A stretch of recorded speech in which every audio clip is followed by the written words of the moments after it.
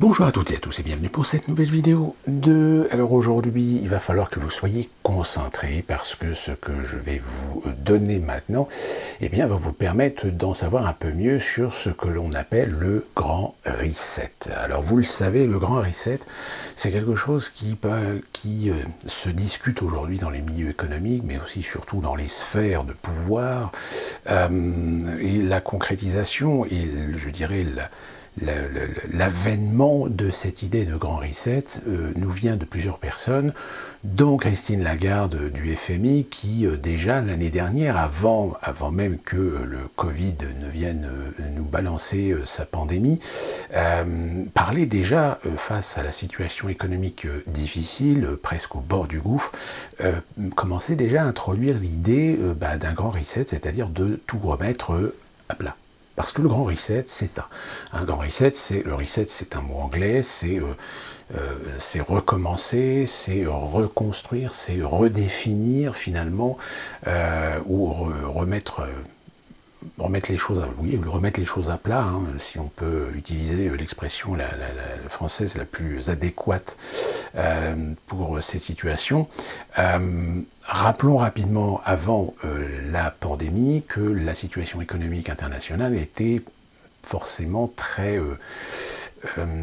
compliquée, très difficile, du fait qu'en 2008, on a déjà connu une crise assez importante sur laquelle on aurait dû tirer des leçons. Malheureusement, ces leçons n'ont pas été apprises. On a continué sur notre lancée tout simplement parce qu'aujourd'hui, tout le système économique mondial est aujourd'hui entre les mains de banques, entre les mains de finances, qui sont devenues aujourd'hui de véritables goinfres, on va dire, et qui aujourd'hui, pour pouvoir garantir à l'ensemble des acteurs économiques, à l'ensemble de ces gens qui détiennent aujourd'hui, on va dire, le pouvoir économique, ces fameux 1%, tels qu'on les appelle, qui sont évidemment à différents échelons. Ce ne sont pas seulement que des PDG, des grands présidents de grands groupes, de multinationales, c'est aussi des rentiers, des gens qui ont acheté des actions, des obligations, etc.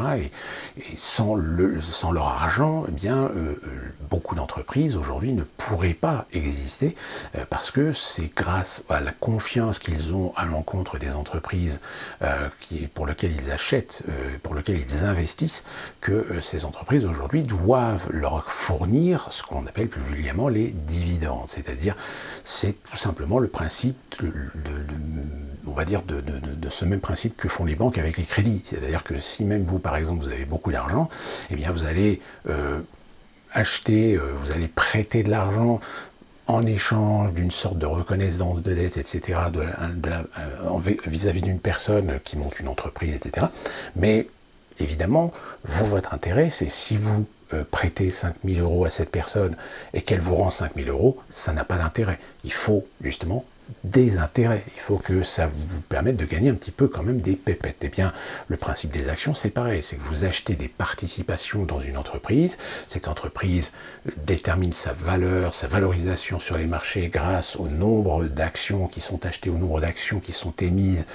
Et de là, après, il y a une sorte de balance qui se fait sur la qualité de la société, sa valeur en bourse, etc. Bon, sauf que malheureusement, ce que je viens de vous expliquer, ça, c'est les fondamentaux, et aujourd'hui ces fondamentaux n'existent plus. C'est-à-dire qu'aujourd'hui les valorisations, elles passent essentiellement pour garantir le fonctionnement même du capitalisme à l'échelle mondiale. Pour vous donner un exemple, quand vous voyez par exemple la société Apple qui aujourd'hui est cotée en bourse, son action aujourd'hui est surcotée. Elle est surcotée pourquoi? Parce que qu'est-ce qu'a inventé Apple depuis l'époque de Steve Jobs? Eh bien rien. Apple n'a fait que simplement améliorer, gadgetiser, voire même enfermer toujours plus le consommateur Apple sur ses produits. Mais depuis plus de 20 ans, Apple n'a absolument pas innové. Il n'a pas innové sur ses écouteurs en Bluetooth ou un truc comme ça. Non, ce sont des technologies qui existaient déjà. Il s'en est juste en approprié le concept, l'a amélioré, l'a même rendu spécifique à ces outils. Hein. D'ailleurs, vous qui peut-être un consommateur Apple, vous avez compris votre douleur quand il a fallu acheter ou racheter des composants, etc. Parce que là, évidemment, ça coûte très très cher. Donc, le système économique mondial, avant la pandémie, était déjà au bord du gouffre. C'est-à-dire qu'on essayait désespérément de trouver des solutions, des issues pour essayer de préserver ce système, quitte à en arriver à un point de modifier, de restructurer même le principe de fonctionnement des lois de chaque pays. Et on a essayé même de faire tout simplement de la globalisation, de la mondialisation à l'extrême, ce qu'on appelle plus vulgairement le mondialisme, à tel point qu'aujourd'hui, eh bien, on n'a pas d'autre choix que de tuer volontairement, de sacrifier volontairement des pans économiques d'un pays pour permettre à des multinationales qui touchent de près ou de loin à l'import-export des biens de pouvoir s'octroyer des parts de marché considérables sur un ensemble de secteurs. Ça va même jusqu'à, dans certains pays, de vouloir détruire les structures publiques de ces pays pour ouvrir des marchés. Et je vais vous donner deux exemples pour que vous compreniez bien. Le premier exemple, c'est évidemment la France. La France est un des pays qui a cette exception culturelle d'une fonction publique quand même considérable, sauf que eh bien, ce secteur public nuit considérablement à la libéralisation du marché. Et une libéralisation qui a été acquise en 1992 avec le traité de Maastricht. Et alors, je vous ai déjà parlé dans mes vidéos du problème de la sécurité sociale, par exemple, ou d'un certain nombre de phénomènes qui se sont produits en France, sous le nez d'ailleurs et la barbe des Français. C'est par exemple, c'est les services de la sécurité civile. La sécurité civile, à l'origine, est un service public qui possédait son propre matériel. Et parmi ces matériaux, eh bien, il y avait les hélicoptères. Eh bien, aujourd'hui, il faut savoir qu'un grand nombre de services de la sécurité civile, eh bien, ne possèdent plus leurs hélicoptères. Les hélicoptères sont loués. Eh bien, c'est ce genre de procédé aujourd'hui que l'on tente à vouloir mettre en place pour tout simplement détruire le service public, pour donner, on va dire, le marché, créer du marché à un secteur privé. Le deuxième exemple que je vais vous donner, c'est le fameux Obamacare. Vous en avez tous entendu parler, certains le glorifient, certains en parlent d'ailleurs puisque Donald Trump voulait le détruire littéralement. Eh bien, j'avais fait dans une vidéo, j'avais déjà raconté la petite histoire sur ce fameux Obamacare et j'avais tout simplement expliqué qu'à l'origine c'était un projet républicain mais qui avait pour but tout simplement de créer un nouveau marché pour les compagnies d'assurance santé, mais ce qu'on appelle les majors, c'est-à-dire les grosses structures d'assurance santé. Parce que par ce procédé, et c'est d'ailleurs ce que l'Obamacare a finalement provoqué, eh bien c'est de légitimer ou de réguler une forme de disponibilité sur le marché de contrats low cost, des contrats low cost qui évidemment, seules les grandes compagnies peuvent éventuellement se permettre de le faire de par leur capacité financière. En revanche, un grand nombre de petites compagnies d'assurance santé dans un certain nombre d'États des États-Unis, eh bien, n'ont pas les reins suffisamment solides pour pouvoir se permettre de faire ce type de contrat. Eh bien, l'Obamacare a tout simplement légalisé ce genre de procédé. Eh bien, je vous laisse imaginer ce qui s'est passé, c'est que les petites compagnies, eh bien, ont fini par mourir, elles ont fait faillite, sauf qu'elles ont fait faillite avec évidemment un grand nombre de clients, avec un grand nombre de patients, etc. Eh bien, qu'est-ce qui s'est passé? Eh bien, ce sont les grosses compagnies qui ont tout simplement racheté ces petites entités pour développer leur activité et développer leur capital. Voilà, c'était tout simplement une opération spéculative qui s'est cachée derrière le fameux Obamacare. Donc voilà un peu deux exemples de ce qu'aujourd'hui le système financier, le système économique en est arrivé. C'est tout simplement à vouloir écraser les petits pour récupérer des marchés. Sauf qu'aujourd'hui, on est arrivé au bout du bout, c'est-à-dire que là, il faut aller plus loin. Et plus loin, c'est tout simplement,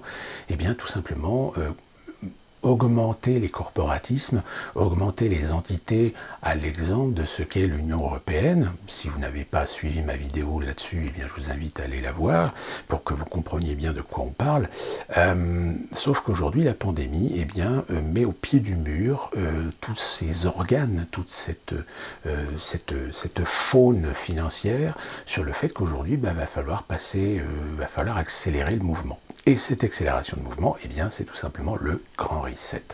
Et le Grand Reset, eh bien, il va être officialisé. Il va être officialisé par la directrice actuelle du FMI, qui est Kristalina Georgieva, qui, le 3 juin 2020 dernier, lors de la réunion du World Economic Forum, qui était organisé évidemment en virtuel, à cause de Covid, ce fameux World Economic Forum qui est connu en France sous le nom de Forum de Davos, parce qu'il se déroule d'ordinaire et par tradition à Davos.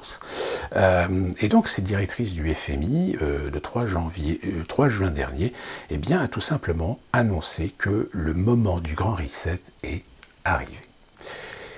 Et donc, on peut s'attendre à ce qu'un calendrier soit déjà en place. Selon un certain nombre de sources, il semblerait que le Grand Reset pourrait éventuellement commencer à être mis en place à partir du printemps 2021. Alors vous allez dire, mais le Grand Reset, le Grand Reset, ça va se concrétiser par quoi? Eh bien, aujourd'hui, vous avez beaucoup de gens qui font des vidéos, qui font des articles, qui font des livres aussi. Il n'en est pas moins un qui, sans doute, est le plus clairvoyant, on va dire, sur la question. Et ce monsieur, eh bien, c'est Klaus Schwab. Klaus Schwab, c'est un économiste allemand qui est à l'origine, d'ailleurs, de la création du Forum de Davos, puisqu'il en est l'un des fondateurs en 1971. Et il a écrit un livre avec Thierry Mallery, qui s'appelle Covid-19, The Great Reset. Et dans ce livre, eh bien, il explique l'existant, il explique les problématiques et il explique les potentielles solutions. Et ce monsieur Schwab, eh bien, il va nous donner différents éléments qui vont aider à la réflexion de ce que va ou pourrait être, je dis bien pourrait, et vous allez voir pourquoi à la fin de la vidéo, le Grand Reset. Alors il faut savoir que, évidemment, le Grand Reset va toucher un ensemble de domaines, et voire même les domaines les plus importants. Il va toucher le domaine économique, il va toucher le domaine environnemental, il va toucher le domaine économique, il va toucher le domaine social, il va même toucher le domaine politique et géopolitique. Alors, il considère dans ce livre que le monde d'aujourd'hui est confronté évidemment à un certain nombre de problèmes, des problèmes de cadre structurel qui tournent autour de l'interdépendance, de la vélocité et de la complexité. Alors, qu'est-ce que l'interdépendance? L'interdépendance, c'est tout simplement le fait que nous avons un système qui a des dépendances de par des spécificités. C'est-à-dire que nous avons, par exemple, à l'Union européenne, le souci d'essayer d'harmoniser le système économique, mais nous fonctionnons quand même avec 27 pays qui ont leur propre langage, qui ont leur propre culture, qui ont leurs propres spécificités, voire même leurs propres intérêts. Et donc il est quasiment impossible d'essayer à un moment donné, dans certains domaines, de trouver des consensus. Et là, dans ce cas-là, eh bien, il faut essayer de trancher. C'est le rôle de l'Union européenne, avec la Commission européenne. La vélocité, c'est le fait qu'aujourd'hui nous avons des économies où nous avons des systèmes, surtout grâce maintenant à la technologie, qui vont extrêmement vite. C'est-à-dire que si aujourd'hui nous commençons à maîtriser, nous commençons à comprendre des tendances, eh bien demain, ces tendances, cette compréhension va être dépassée, parce que les choses vont évoluer excessivement vite. Et donc ça s'applique aussi au marché, ça s'applique aussi au commerce, d'une manière générale. Et la complexité, eh bien, la complexité, c'est tout simplement les différences, ça rejoint l'exception culturelle, on va dire, des pays, qui est la différence en matière de réglementation, en matière de loi, en matière de commercialisation, en matière de droits douaniers, en ce qui concerne aussi toutes les réglementations sanitaires, qui sont propres à chaque pays. Pour vous donner un exemple, nous ne pouvons pas trouver aux États-Unis certains produits français, et par exemple du camembert au lait cru. Eh bien, aux États-Unis, on ne peut pas trouver du camembert au lait cru parce que le lait cru est interdit d'usage. Tous les laits qui sont utilisés pour tous les produits aux États-Unis sont obligatoirement du lait stérilisé. Donc, alors qu'en France, eh bien, vous pouvez trouver aujourd'hui en France des artisans qui travaillent avec du lait cru. Il y a des conditions sanitaires évidemment très importantes pour éviter les problèmes sanitaires, mais vous pouvez trouver des produits qui sont faits au lait cru. Donc, vous voyez un exemple ce que d'ailleurs le TAFTA, le fameux traité transatlantique qui est en suspens, mais qui pourrait très bien reprendre si Joe Biden est élu, pourrait éventuellement trancher. C'est-à-dire que si le produit français qui est fabriqué au lait cru peut continuer à être vendu en France, il n'est pas dit que l'Union européenne accède à la volonté ou désir des Américains de justement réguler ces produits pour finalement interdire la France de faire du fromage au lait cru. Voilà un exemple. C'est ce qui a déjà d'ailleurs été tenté avec les fameuses semences, les fameuses graines. Vous vous souvenez que l'Union européenne a voulu imposer un listing de référents en matière de semences, qui est évidemment de semences fabriquées par des groupes industriels. Ça leur mettait comme ça leur permettait de mettre une hégémonie commerciale sur la France. Fort heureusement, cette volonté n'a pas réussi à s'implanter. On a relibéralisé la semence locale, c'est-à-dire ce qu'on appelle la semence sauvage, je crois. Mais il n'est pas dit que ce projet de réglementer les semences, ne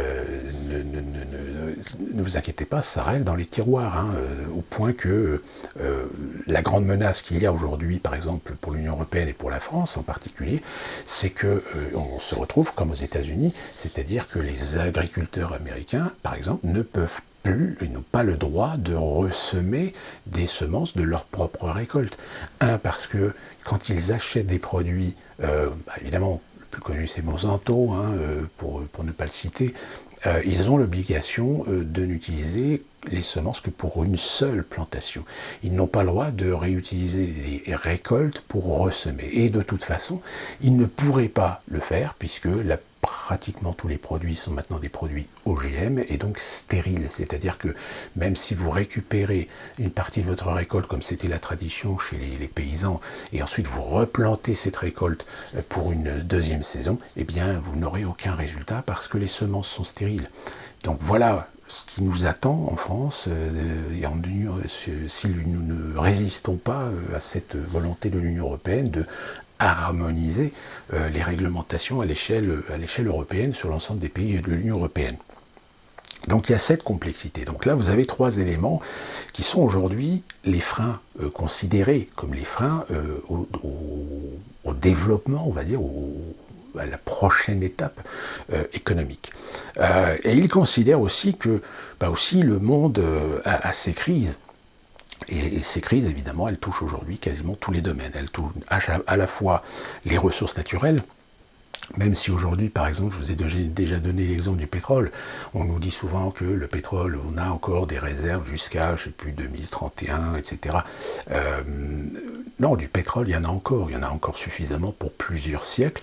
Le seul problème, c'est que ce pétrole qui existe encore est beaucoup plus difficile d'accès et donc beaucoup plus coûteux à exploiter et donc obligerait les compagnies pétrolières à pratiquer des prix qui, à la pompe, pour le consommateur, ça reviendrait quasiment à des prix complètement exorbitants et la plupart des gens ne pourraient même pas acheter une voiture parce qu'ils ne pourraient même pas mettre de l'essence dans leur voiture. Vous voyez, c'est pour ça encore, on en revient justement à cette harmonisation, parce que je tiens à vous rappeler quand même qu'aux États-Unis, et vu la taille du pays, et vu quand même que l'automobile c'est un peu une seconde maison pour les Américains, eh bien les compagnies pétrolières sont obligées de pratiquer quand même des prix relativement bas. Ce qui n'est pas le cas de certains États, et puisque certains États appliquent des taxes sur le prix de l'essence, si bien que vous avez parfois des variations de prix du gallon. Alors je rappelle, le gallon c'est, je crois, 4,8 litres. Rectifiez-moi si je me trompe, parce que là j'avoue que sur les conversions je suis un petit peu flou, mais je crois qu'en faisant le calcul en équivalent pour 1 litre on est à entre 0,50 et 0,70 centimes, enfin 0,60 et 0,70 cents, à 0,70 $ si vous préférez, pour 1 litre. Donc vous voyez que le prix est très très bas. Donc au gallon actuellement on est à 1,60 $, 70 le gallon, mais ce prix que nous avons ici, par exemple si je vais en Caroline du Sud, je vais avoir peut-être un gallon à 1,40 $ par exemple. Par contre, en revanche, si je vais dans le Michigan, là je vais peut-être avoir un gallon gallon à 2 $ ou 3 $ le gallon. Donc vous voyez, il y a vraiment des variations.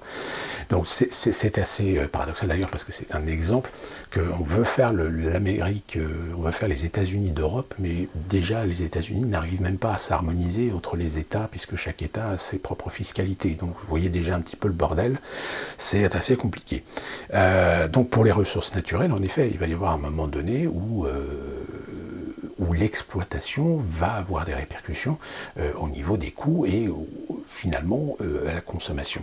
Vous avez les crises environnementales, des crises économiques, des crises financières, des crises monétaires et des crises sanitaires. Et donc ces ensembles de crises, aujourd'hui on peut y trouver des solutions, mais les solutions, c'est pas certain qu'on soit véritablement dans quelque chose qui soit acceptable dans des modèles de société tels qu'on puisse les imaginer. Alors, dans son livre, M. Schwab nous propose d'éluder un petit peu les différents éléments et d'essayer d'apporter des solutions. Et je vais vous proposer, tout simplement, de faire une véritable synthèse. Alors attention, ce que je vais vous proposer là, c'est une synthèse, on ne va pas dans les détails, sinon il faudrait 3 heures pour que vous compreniez bien en quoi va correspondre en finalité le reset. Donc le grand reset, par définition, c'est tout simplement redessiner le cadre économique mondial et de ce fait, de ses influences sur le plan politique, sur le plan économique, sur le plan social, comme sur beaucoup d'autres plans d'ailleurs, également sanitaires, etc.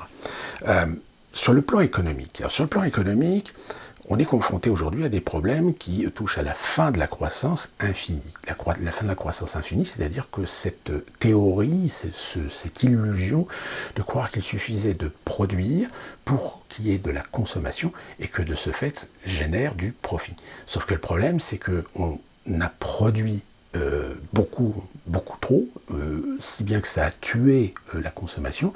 Et puis derrière, dans cette volonté de toujours produire, essayer de produire à bas coût, pour essayer d'inonder, on va dire, les marchés et de provoquer finalement de la surconsommation, le problème c'est qu'on va aller chercher les produits là où ils sont fabriqués les moins chers. Et donc là on est dans le problème de la délocalisation, cette fameuse délocalisation qui a finalement tué beaucoup d'économies dans les pays occidentaux, la désindustrialisation, la destruction des tissus économiques locaux, surtout en ce qui concerne les produits manufacturiers, etc. Donc déjà, vous avez un problème qu'il va falloir résoudre sur ce qu'on appelle la consommation de masse. Vous avez aussi organisé le ralentissement des activités humaines. Donc le ralentissement des activités humaines, c'est que par rapport au modèle de surproduction, il y a un moment donné, il va falloir baisser le niveau, c'est-à-dire produire moins, c'est-à-dire peut-être produire en capacité de ce que le système de consommation à l'échelle globale, à l'échelle mondiale, est capable d'absorber, mais arrêter de surproduire ce que actuellement on a adopté dans les modèles de consommation. Alors c'est peut-être pas forcément flagrant en France, mais je peux vous dire qu'aux États-Unis c'est très flagrant, parce qu'on a par exemple sur 5 km², on peut se retrouver des fois avec 2 ou 3 supermarchés de la même marque, de la même enseigne, avec des supérettes et des supermarchés d'alimentaire, vous en avez sur 5 km², vous en avez une dizaine. Vous pouvez même vous retrouver des fois avec des enseignes qui vous vendent exactement les mêmes types de produits, ou sinon quasiment les mêmes produits issus des mêmes fabricants, etc., dans des grandes surfaces qui sont parfois les unes à côté des autres. C'est pour vous dire jusqu'à quel point ça va. Nous avons ici 2 malls. Alors les malls, c'est les grandes galeries marchandes, etc., où quand vous allez dans l'un et quand vous allez dans l'autre, vous allez vous rendre compte que pour un souci d'harmonisation par rapport aux repères du client, on va placer les enseignes qui sont exactement les mêmes d'un centre commercial à l'autre aux mêmes endroits. C'est-à-dire que les centres commerciaux ont été conçus quasiment sur le même modèle. Si vous trouvez par exemple dans un des malls, vous trouvez le Apple Store par exemple au premier étage sur l'aile nord, dans l'autre mall, vous allez trouver le même magasin Apple Store au 2e étage dans l'aile nord. Il y a vraiment une harmonisation pour vous dire jusqu'à quel point ça va. Donc, Résoudre ce problème donc de réduire l'activité humaine, l'économie matérielle dans les marchés finis par on ne peut pas avoir une croissance infinie, donc ça rejoint finalement ce souci de vouloir toujours surproduire, de faire de la surproduction pour inciter la surconsommation, pour garantir cette croissance infinie. Or ça fait depuis maintenant, allez on va dire depuis le milieu des années 90, que les croissances ont été surgonflées, surestimées, jusqu'à un moment donné où vous ne pouvez plus gonfler les chiffres, parce que les chiffres ne correspondent plus du tout à la réalité économique. Malheureusement, il y a certains pays qui continuent à le faire, c'est par exemple la Chine. La Chine continue à surévaluer, à doper sa croissance, alors que sa croissance, c'est parfois, certains économistes considèrent que si vous vous affichez un taux de croissance de 12%, il faut compter plutôt 5-6% sur la réalité. Donc voilà, on en amène à des manipulations finalement. Et l'économie immatérielle, par nature, en revanche, est illimitée.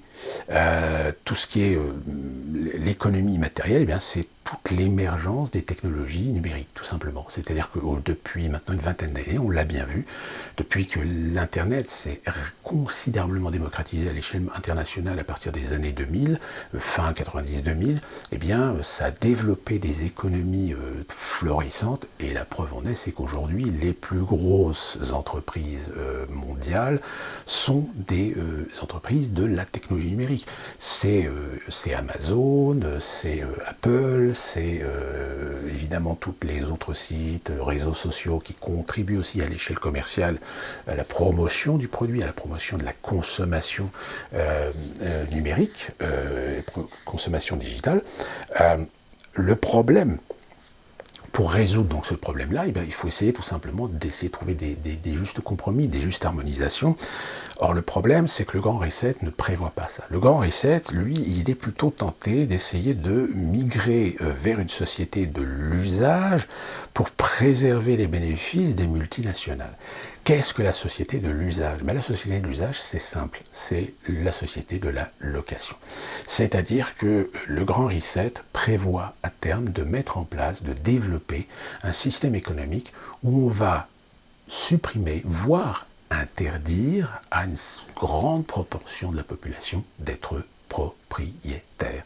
C'est-à-dire qu'aujourd'hui, vous achetez une voiture, vous êtes propriétaire d'une voiture. Sauf que demain, ce qu'on veut, c'est faire en sorte que la voiture devienne trop chère, l'essence trop chère, la maintenance trop chère, les pièces trop chères.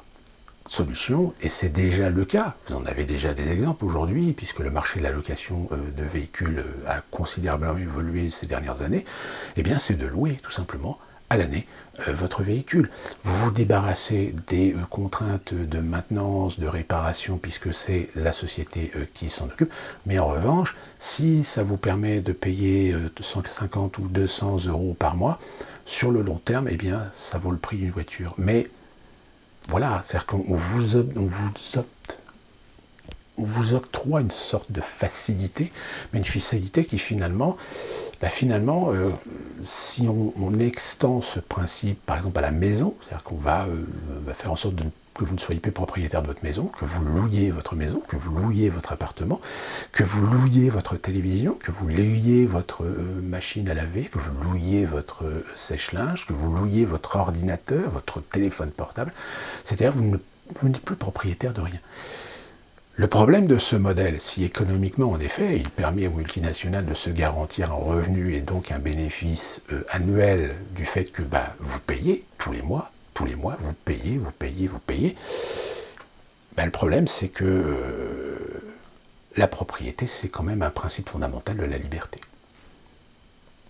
Voilà, donc c'est-à-dire que la société de l'abonnement devient alors une société de servage. C'est-à-dire que si vous ne gagnez pas assez d'argent, si vous n'êtes pas viable financièrement, eh bien on vous coupe tout. C'est-à-dire que les sociétés vous retirent vos biens, vous retirent votre maison, vous retirent votre voiture, votre téléphone, etc. Et vous n'êtes plus rien. D'où la raison pour laquelle il y a aussi, dans le Grand Reset, le social. Et là, dans le social, vous allez voir, ça va être très intéressant, parce que le social aujourd'hui, M. Schwartz, toujours dans son livre, il établit que les ouvriers aujourd'hui deviennent inutiles. Pourquoi? On verra sur la raison technologique. Ils deviennent inutiles parce que les technologies évoluent, les métiers évoluent. La preuve, vous en avez un devant vous. J'étais opérateur projectionniste et en 2012, j'ai quitté mon emploi pour venir vivre aux États-Unis. Un an plus tard, mes collègues m'annoncent que, ils supprimaient les opérateurs projectionnistes. Ils ont créé une statue un petit peu bâtard pour garder quand même sous la main ou sous le coude des techniciens en cas de pépin, mais les opérateurs projectionnistes ont disparu. Alors il en existe encore quelques-uns en France dans certains cinémas indépendants, des petits cinémas de quartier, des petits cinémas de village. C'est généralement d'ailleurs des gens qui font tout, qui font le caissier, l'opérateur, etc. Mais dans les grands cinémas, dans les grands multiplex, aujourd'hui, il n'y a plus d'opérateurs projectionnistes. Même aux États-Unis aujourd'hui, le cinéma dans lequel je travaille, il n'y a plus d'opérateurs projectionnistes, c'est-à-dire qu'il n'y a même plus d'ailleurs de techniciens sur place. C'est-à-dire s'il y a un pépin, il y a une assistante qui est opératrice, ou même moi je peux éventuellement intervenir, mais officiellement, il y a une société de maintenance qui s'en occupe, et nous n'avons plus le droit de toucher à quelque chose que ce soit technologique, technique. Donc, vous voyez, ça fait partie donc, de cette évolution. Le système n'a plus besoin de bras pour produire et n'a plus besoin de consommateurs. Qu'est-ce que vous voulez que je vous dise? C'est qu'à partir du moment où si on veut ralentir l'activité humaine, forcément, il va falloir réduire le consommateur, c'est-à-dire la consommation en boutique, la consommation sur place, au privilège de la technologie numérique, au privilège de la vente sur Internet. Est-ce que ça chante quelque chose pour vous avec ce qui se passe actuellement en France, avec le confinement, les commerces qui vont mourir, etc. Hein? Je dis ça, je dis rien. Hein, c'est peut-être une coïncidence, c'est peut-être un hasard. Hein, mais si on se réfère aux principes qui aujourd'hui sont en réflexion pour le Grand Reset, eh bien, réduire la consommation humaine. Réduire la consommation humaine, mais dans la mesure matérielle, mais pas dans la mesure du virtuel. Vous voyez la subtilité. Et donc évidemment tout ce qui en découle.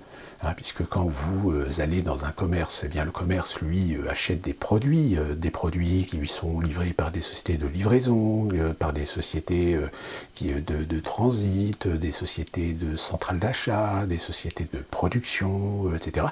Eh bien tous ces partenaires, tous ces sous-traitants, tous ces intermédiaires, comme on les appelle, eh bien disparaissent.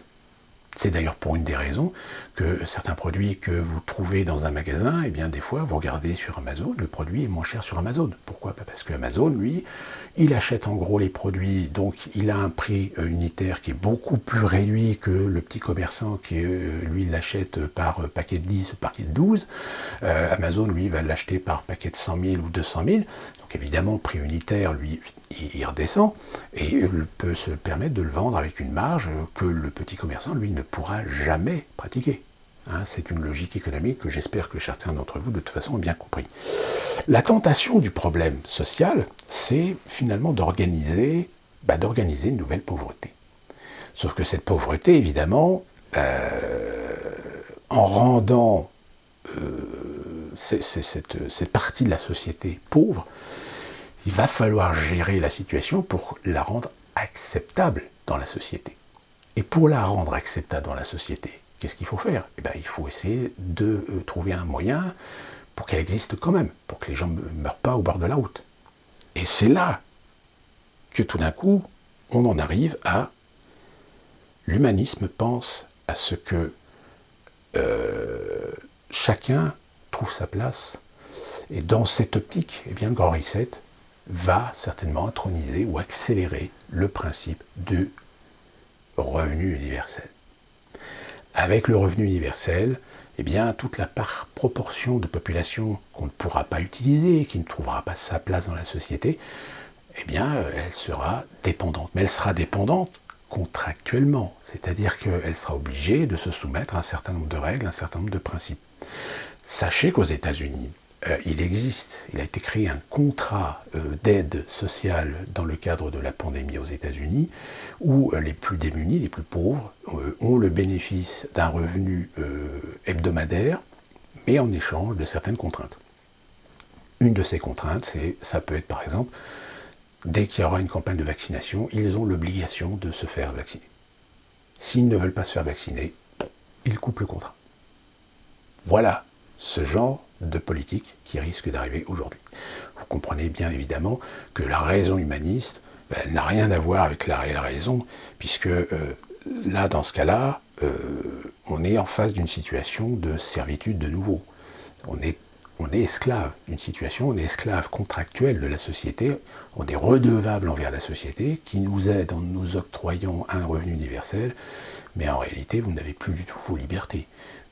Vous devez vous exécuter selon des contraintes, des ordres qui vous sont donnés. Et finalement, la science-fiction au cinéma, on y vient, puisque si vous vous souvenez de Soleil Vert, par exemple, avec Charlton Heston, ou encore de Demolition Man avec Sylvester Stallone, ou encore plus significatif, je dirais, dans cette optique, encore très imagée, évidemment, c'est Le Meilleur des mondes d'Aldous Huxley. Le Meilleur des mondes d'Aldous Huxley conditionne un certain nombre d'individus par catégorie, voire même aller jusqu'à génétiquement déterminer les individus qui sont pas forcément, je dirais, crédités d'un patrimoine génétique suffisant pour pouvoir faire partie de l'élite. Eh bien, ces individus-là sont tout simplement soumis à des règles ou à une servitude en échange de leur protection, en échange de nourriture, en échange de quelques divertissements, mais ça s'arrête là, c'est-à-dire que ce ne sont pas des gens libres finalement. Donc voilà un petit peu ce que le Grand Reset prévoit finalement dans son principe. Vous avez évidemment la résolution au problème géopolitique. Évidemment, là vous êtes quand même confronté à quand même quelque chose d'assez costaud, parce que le Grand Reset, c'est quand même un projet, on va dire majoritairement proposé par des gens qui font partie du monde occidental, et que ce monde complexe, qui est rapide, interdépendant, eh bien, doit être harmonisé. C'est-à-dire que là, il n'est plus question de parler de monde multipolaire, mais de monde unipolaire. C'est-à-dire que tout le monde doit fonctionner sur les mêmes principes et les mêmes règles. Aller expliquer ça à la Russie ou à la Chine, je pense qu'à mon avis, ils ne vont pas être tout à fait d'accord, surtout que ça amène évidemment, il faut une entité pour gérer à l'échelle internationale, il faut gérer tout ça. Donc pour gérer tout ça, qu'est-ce qu'il faut ? Un gouvernement mondial. On y vient, ce fameux gouvernement mondial, c'est-à-dire un gouvernement mondial qui sera évidemment muni de gens qui ne seront pas élus, donc puisque déjà l'Union européenne, la Commission européenne est une forme de gouvernement qui impose des décrets, qui impose des directives, alors que ces gens ne sont absolument pas élus. Alors, comme je l'ai déjà dit dans ma vidéo sur l'Union européenne, l'argument est de dire oui, mais ils sont quand même élus par les députés européens qui sont eux-mêmes élus par le peuple, par les peuples européens. Oui, mais alors dans ce cas-là, c'est de la désignation de copinage. C'est d'ailleurs à peu près le même principe qu'on a en France avec le Sénat. C'est pour ça d'ailleurs que très souvent je suis plutôt militant de refaire une constitution pour que finalement les Français soient comme aux États-Unis, les Américains élisent leurs sénateurs et leurs représentants. Eh bien, je pense qu'en France, il serait tout à fait légitime que le Sénat, comme l'Assemblée nationale, les élus soient élus par le peuple et non pas le Sénat élu par des élus. Voilà, c'est une opinion personnelle sur un point de vue démocratique. Et donc, forcément, la gouvernance mondiale, c'est la fin de la souveraineté. C'est la fin de la souveraineté, c'est la fin des États-nations, et donc c'est la fin des libertés individuelles, tout simplement. Alors que la solution, ce serait tout simplement de trouver de l'harmonisation par le consensus, de l'harmonisation par l'intérêt général de l'échange, avec le respect de la diversité et de la résilience sur les systèmes globaux. C'est tout à fait possible de le faire, c'est tout à fait possible de trouver ces compromis, de trouver cet équilibre. C'est une question d'équilibre.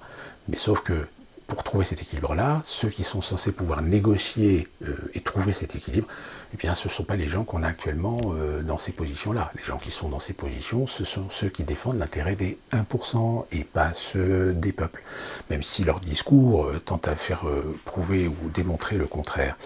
Les crises environnementales, on a déjà parlé, donc le Grand Reset prévoit aussi ça, c'est-à-dire essayer de lutter contre la raréfaction des ressources naturelles, je vous l'ai dit avec le pétrole, la pollution, le carbone, l'énergie. Le seul problème, c'est que le Grand Reset, le Grand Reset prévoit tout simplement d'imposer une dictature verte, c'est-à-dire une dictature qui, je dirais, utiliserait l'hypersensibilité des gens à l'écologie, l'hypersensibilité des gens par rapport à l'environnement, pour justifier d'instaurer une sorte de dictature, une dictature qu'on va dire emballée sous les bons sentiments d'une idéologie pour sauver Gaïa, pour sauver la Terre, etc. Alors que derrière, derrière vous retrouverez exactement les mêmes acteurs qui sont ceux aujourd'hui, qui font partie des 1%, parce que eux aussi, leur intérêt, c'est aussi de mettre en place des stratégies commerciales, des marchés écologiques, mais que vous serez obligé de consommer.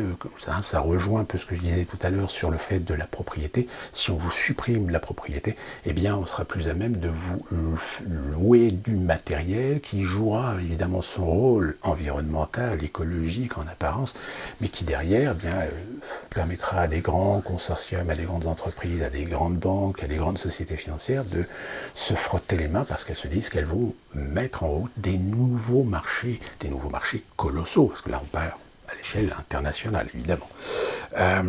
Alors que finalement, en réalité, là où aujourd'hui on cherche tout simplement à mettre en contrariété, en opposition la planète et l'homme, alors qu'en réalité, le souci de l'environnement et l'écologie se devrait de trouver tout simplement des compromis, des consensus pour permettre une cohabitation entre la nature et l'homme. Et ça, là-dessus, il y a des tas de projets, il y a des tas d'idées, on n'en manque pas, sauf qu'évidemment, ce sont des idées qui ne sont pas lucratives, qui ne sont pas dans des optiques de développement de marché économique. Ce que veulent d'ailleurs ces 1%, ce que veulent ces banques, ces consortiums, etc.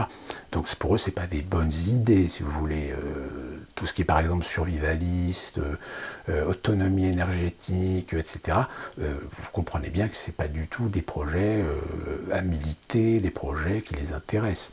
D'ailleurs, c'est pour ça qu'en règle générale, les outils même qui sont aujourd'hui sur le marché ont des espérances de vie très très faibles. Je pense par exemple au photovoltaïque. Photovoltaïque, apparemment, la durée de vie est assez limitée. Et quand vous voyez le prix du photovoltaïque, même si derrière vous pouvez trouver quelque chose de gagnant-gagnant, je peux vous dire que pour être gagnant, vous avez intérêt à casser votre tirelire parce que ce qu'on propose en général avec des aides substantielles faites par l'échelle locale, etc., vous vous retrouvez dans la situation où oui, vous pouvez être autonome électriquement, mais vous êtes obligé aussi de vous adapter par rapport à vos consommations, c'est-à-dire que là, vous laissez tomber le four à micro-ondes, vous laissez tomber le sèche-linge, vous laissez tomber tous les outils qui consomment beaucoup trop d'énergie parce que sinon, vous vous retrouvez déjà en milieu d'après-midi avec des batteries vides. Voilà, c'est un peu le problème du photovoltaïque. Je répète, du photovoltaïque à la mesure de ce que vous êtes capable d'investir. Évidemment, celui qui a les moyens de faire installer 20 panneaux photovoltaïques qui peut fournir en électricité, là, évidemment, c'est ce qui se fait d'ailleurs en Californie. En Californie, aujourd'hui, c'est un gros marché parce que les gens riches, même quand ils sont riches, ils veulent faire des économies d'énergie. Donc, ils font installer des systèmes vraiment qui coûtent la peau du cul, qui coûtent des millions de dollars, que le simple clampin de base n'a pas les moyens de se payer. Crise économique, on en a parlé, mais qui amène aussi à parler de la technologie. Et le Grand Reset aussi, lui aussi va aborder la technologie. Parce que la technologie, c'est quoi ? C'est l'automatisation, c'est la dématérialisation, c'est la centralisation, c'est la digitalisation, c'est-à-dire minimiser finalement les coûts en simplifiant, en centralisant les données, les informations, les process, les procédures, voire même la fabrication et la production. Ça rejoint ce qu'on disait tout à l'heure sur l'ouvrier qui va devenir inutile. Aujourd'hui, on voit bien qu'il y a des efforts considérables pour mettre en place des processus technologiques à la place de l'homme. Regardez les caissières dans les supermarchés, regardez aujourd'hui le développement de ces supérettes automatiques où il n'y a plus personne pour vous vendre les produits. Je vous ai parlé de mon cas en tant qu'opérateur projectionniste. Aujourd'hui, les cinémas, techniquement, tournent tout seuls. Si avant, on était obligé d'avoir des opérateurs pour monter les films avec de la pellicule, aujourd'hui, les films peuvent être téléchargés via Internet, voire même les programmations faites depuis l'autre bout de la planète. Le télétravail, l'Internet aujourd'hui permet de faire plein de choses. Sauf qu'il y a aussi un problème, c'est que toute cette évolution technologique, si aujourd'hui elle a déjà fait disparaître un certain nombre de métiers, si elle est en train de faire disparaître un certain nombre d'emplois, on estime qu'il y a encore 80% de métiers qui vont disparaître d'ici 2035. C'est-à-dire que, regardez aujourd'hui, vous avez des technologies qui permettent d'effectuer des opérations chirurgicales bénignes par des bras automatique. C'est-à-dire que le chirurgien est à l'autre bout de la planète et peut vous opérer grâce à un système avec un bras électronique. Et bien imaginez qu'aujourd'hui vous avez même, j'ai vu, vous avez des intelligences artificielles, en réalité ce sont des hyper-algorithmes, etc., qui peuvent faire des diagnostics. Donc vous voyez où est-ce qu'on en est. C'est-à-dire finalement, l'homme va être remplacé par la machine. Peut-être pas complètement par la machine, mais là où avant, un secteur ou un process pouvait faire travailler 5 ou 10 personnes, et bien demain, par l'automatisation, par la dématérialisation, par la simplification, par la centralisation des données, eh bien, il n'y aura plus qu'une personne. Un emploi contre 10. Voilà, c'est ça le problème aujourd'hui de la technologie. Sauf que ça va de l'avant, ça sert les intérêts du grand reset, mais ça va aussi avoir une conséquence, c'est que ça risque de provoquer tout simplement des sociétés dystopiques. Alors des sociétés dystopiques, c'est-à-dire que finalement vous avez des individus qui sont dépendants de la technologie, et à tel point que vous en avez aujourd'hui l'exemple avec la Chine. Aujourd'hui, la Chine a mis en place un certain nombre de structures, un certain nombre de process, où maintenant un Chinois n'a plus la liberté de faire ce qu'il veut, à la limite. Il doit rendre des comptes par des surveillances vidéo, des surveillances de toutes ces activités, voire même parfois de ses propos par l'intermédiaire des téléphones. Donc là, on va droit vers une société dystopique. Donc voilà, en gros, sur les différents aspects, que ce soit environnemental, technologique, social, etc., ce que parle le grand reset. Alors, qu'on soit bien clair, il n'y a pas de plan défini déjà. Le grand reset, c'est en fait un projet. À l'heure actuelle, on n'a pas d'éléments, on n'a pas de preuves, on n'a pas de document officiel qui fait un descriptif précis de ce qu'ils ont l'intention de mettre en place. Mais quand on lit le livre de M. Schwab, on est quand même relativement inquiet.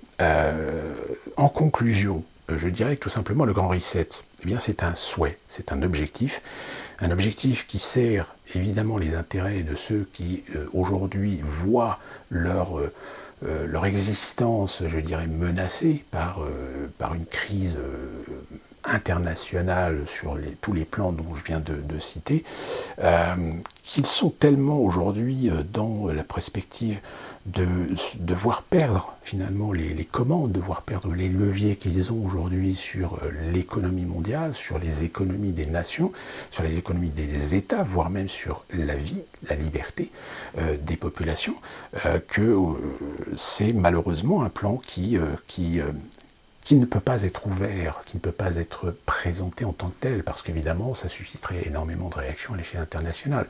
Déjà aujourd'hui, beaucoup de gens qui s'informent, beaucoup de gens qui se renseignent, commencent à prendre conscience de la direction dans laquelle on va, et je pense que le confinement sur la raison du Covid et la manipulation qu'il y a aujourd'hui sur les chiffres officiels, sur les acceptations, les hospitalisations, les décès, les cas positifs, etc., on est dans un brouhaha aujourd'hui où déjà les gens ne comprennent plus rien, parce qu'ils comprennent qu'il y a des illogismes, ils comprennent qu'il y a des dysfonctionnements, ils comprennent qu'il y a des trucs qui sont pas censés. Mais quand on voit aujourd'hui les décisions du gouvernement français, c'est un véritable sabordage de l'économie. Donc comment vouloir s'aborder l'économie à ce point si derrière il n'y a pas un objectif, s'il n'y a pas une volonté, s'il n'y a pas un projet. Et ce projet, pour l'instant, aucun économiste ne s'aventure à dire que ça va être ça, ça ou ça. Parce que il est en gestation, en fait. Il est actuellement en gestation. Je rappelle, il est prévu de commencer à présenter ou à mettre en place des directives ou des principes ou de négocier, on va dire, des valeurs sur lesquelles vont reposer l'ensemble des développements de ce grand reset à partir de l'année prochaine, printemps 2021. Que puis-je vous dire de plus que si vous comprenez l'ensemble de ce que je viens vous donner, donc je vous rappelle, ce sont des informations qui viennent d'un livre qui est celui de monsieur Schwab, dont j'ai oublié son prénom, Klaus Schwab, qu'il a fait avec Terry Malray. Donc c'est un monsieur qui est quand même bien placé, qui est un fondateur du Forum économique de Davos. Que puis-je vous dire de plus, si ce n'est que comprenez bien ce que je viens de vous donner concernant le Grand Reset, soyez attentifs, regardez précisément ce qui se passe, voyez, observez un petit peu tous les éléments, trouvez les corrélations économiques, sanitaires, politiques, géopolitiques, etc., qui peuvent parfois se dire, tiens, voilà, ils sont peut-être en train de commencer à préparer le terrain sur tel ou tel plan, tout en vous garantissant qu'évidemment, le Grand Reset, c'est une proposition d'un nombre de gens qui représentent une partie du système économique international, plus particulièrement les fameux 1% de la planète, et qui finalement ne représentent pas l'ensemble de la planète, qu'on vit quand même dans un monde multipolaire, que vous avez des pays qui sont relativement dissidents par rapport aux décisions, plus particulièrement du Forum économique de Davos, mais aussi lien indirect de Bilderberg, puisque de toute façon les gens de Bilderberg, on les retrouve, c'est quasiment les mêmes qu'on retrouve dans les forums économiques de Davos, ce sont les mêmes qui ont les commandes, etc. Donc quand vous faites les liens entre le forum économique de Davos, Bilderberg et toutes les autres ramifications qu'il y a de la part d'un certain nombre d'individus, etc., avec la situation pandémique qu'il y a actuellement, avec les conflits d'intérêts qu'il y a avec les labos, avec les effondrements économiques et sociaux qui vont découler de ces nouveaux confinements à cause des deuxièmes, des troisièmes et quatrièmes vagues, etc., vous vous dites que finalement, il y a peut-être un point commun à tout ça. Il y a peut-être une finalité qui finalement, ça serait bien peut-être ce fameux grand reset, c'est-à-dire mettre à plat toutes les sociétés mondiales, mettre à plat sur le plan économique, social, voire même provoquer des chaos, provoquer des insurrections, provoquer des guerres civiles. C'est tout à fait possible. Détruire pour mieux reconstruire. C'est un principe, en règle générale. Alors, évidemment, là, c'est vraiment la vision la plus pessimiste, mais bon, vu l'état actuellement de la situation, je rappelle que dans quelques jours, on saura si Donald Trump est réélu ou si c'est Joe Biden, mais je pense qu'économiquement et socialement, il va y avoir des conséquences non négligeables aux États-Unis, et dont l'avenir même du pays se jouera dans les mois à venir. Ça, c'est quelque chose qui est très important, et alors je ne parle pas de l'Europe, parce que là, c'est un autre sujet. Voilà, j'espère que cette vidéo vous aura donné suffisamment d'éléments pour que vous compreniez bien à quoi correspond finalement ce fameux grand reset, quels sont ses principes, ses orientations. Comme je le dis, ce sont des synthèses, il n'y a pas d'éléments précis, il n'y a pas de documents concrets qui étayent cette thèse, cette inspiration. Si tant est qu'il y ait des documents, ne vous inquiétez pas, je vous les présenterai, je vous en ferai état, j'essaierai de vous les présenter le plus rapidement possible avec peut-être une analyse assez pertinente sur le détail. Et nous, on se retrouve très prochainement pour une vidéo qui peut-être se fera post-élection et que je vous dirai un petit peu la situation suite à l'élection présidentielle qui... Juste comme ça pour le petit détail, le 3 novembre, nous n'aurons pas le résultat définitif. Le résultat définitif sera certainement connu plusieurs jours plus tard, puisque au niveau des dépouillements, c'est quand même un pays de 328 millions d'habitants, même s'il y en a peut-être que 178 000 ou 100... 178, 180 000 inscrits, je crois. Enfin, tout du moins, les votes anticipés ont déjà dépassé toutes les espérances, puisqu'on est déjà à presque 65% de l'électorat exprimé. C'est-à-dire qu'à peu près, il y a 83 ou 85 millions déjà d'Américains qui ont déjà voté. Donc le 3 novembre, ce sera le vote direct, comme on l'appelle, hein, le vote final, où d'ailleurs, même si Joe Biden, pour l'instant, est plutôt en bonne position pour l'emporter, rien n'est encore joué, il peut y avoir un retournement de situation au dernier moment. C'est ce qui s'est passé d'ailleurs en 2016, hein, souvenons-nous. D'ici là, portez-vous bien et à la prochaine.